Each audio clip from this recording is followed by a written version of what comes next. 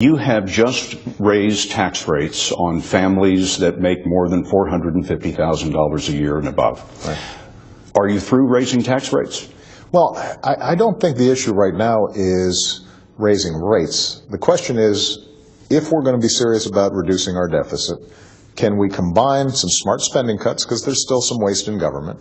Can we reform our health care programs in particular, because we spend a lot more on health care than every other country does, and we don't get better outcomes. So there's a lot of waste in the system, and there are things that we can do to reduce health care costs.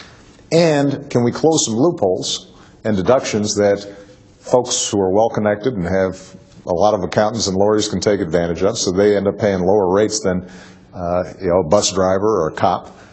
Can we close some of those loopholes? If you combine those things together, then we can not only reduce our deficit, but we can continue to invest in things like education and research and development that are going to help us grow. Without raising rates again? Without raising rates again.